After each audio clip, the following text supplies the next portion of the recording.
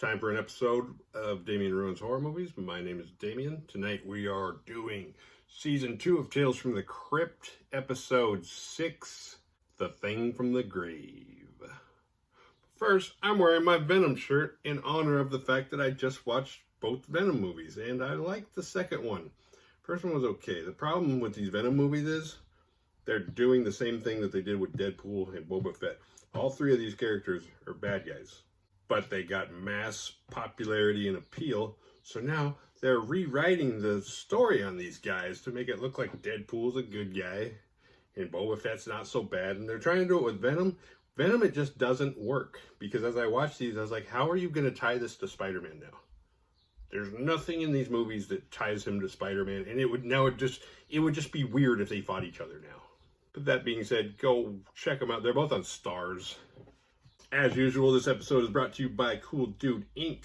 Hit the link below and go make yourself look good. Now let's cue up the Whiskey Bats, who you can find and listen to on Spotify. Let's go.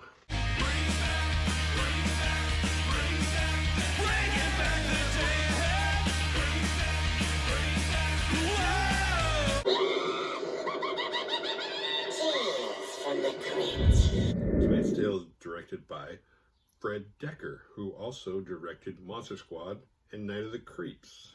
This opens with the Crypt Keeper reading Play Dead. You know, like Playboy, only it's corpses. And I'm pretty sure we catch the Crypt Keeper beaten off.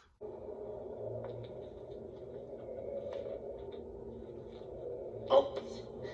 Looks like you caught the old Crypt Keeper. I could only see one of his hands. I'd bet you.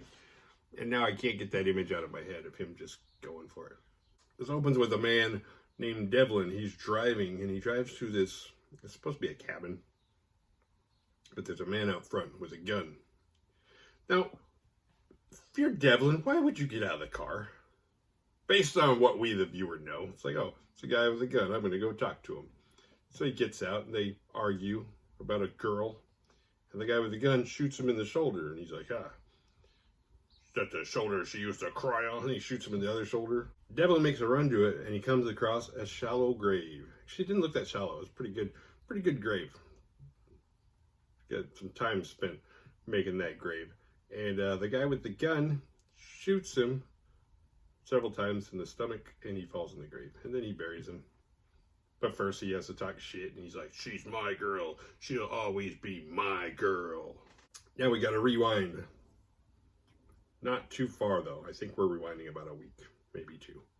It's a photo shoot, and Devlin's alive. He's a photographer, and he's photographing several models, but one of them is Stacy. And in comes Mitch, the guy with the gun from the opening. And he's kind of watching, because apparently this is the girl that they're fighting over. It's Stacy. I know this is 90, so Mitch just walks in with a cigarette, and he's just like, what's going on here?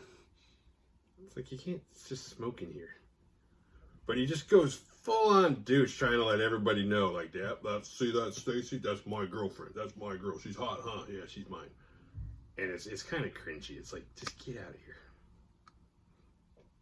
And he lets Devlin know, like, I'm her agent / fiance.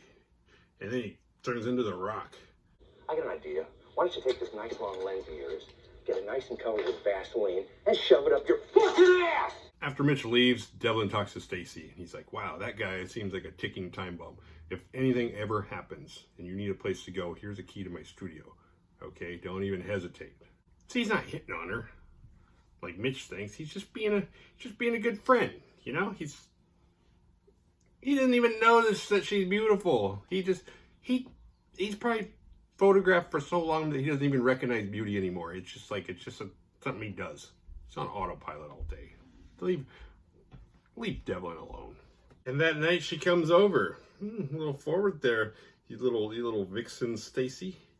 And they kiss. And he gives her a necklace that some old blind lady gave him, which sounded weird when he said it. Apparently it's the Mayan god of truth. And if you make a promise while somebody's wearing this necklace, then it will come true, or it won't be broken or something. He notices a bruise on her collarbone, and she assures him that it's over between her and Mitch. And Devlin should not be trying to jump into this relationship. This is you don't want to break these two up.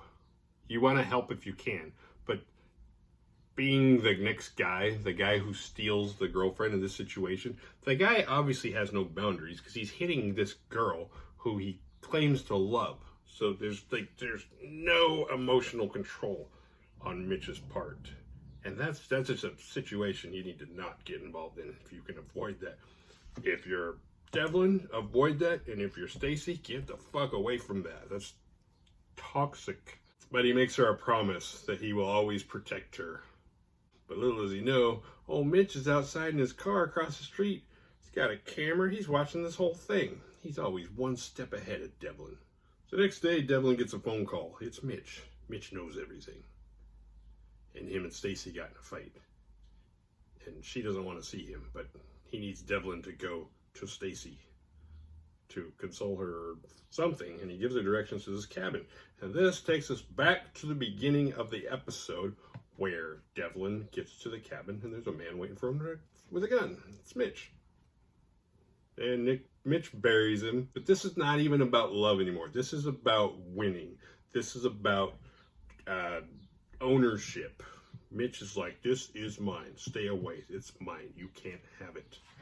And after he buries Mitch, he lights up a cigarette. There's nothing quite as refreshing as that cigarette that you light up and take a nice deep inhale after you bury somebody. I miss smoking. A week passes, and Mitch tries to patch things up with Stacy. He tries to console her. Tries to be the understanding guy who just gets frustrated and then he just can't control himself because he doesn't have the words to express how he feels. Then he tries to flip the script on old Devlin, saying, do you ever think that maybe the reason why you haven't seen him in a week is because he ran away with another model? This guy sees models all day long. What makes you special? This guy's a player. Or he's dead. Stacy goes back to Devlin's studio. She sees the bag of groceries on the counter, the melted tub of ice cream, and then she looks at the answering machine, and she pushes play, and she hears Mitch's voice. That night that he gave the directions to Devlin. And it starts with, I know everything, but then from behind, it's Mitch. He's in the apartment with her. And he kidnaps her and takes her to that cabin. He ties her to the bed, and no one can hear her scream. And now he confesses to committing murder, to killing Devlin.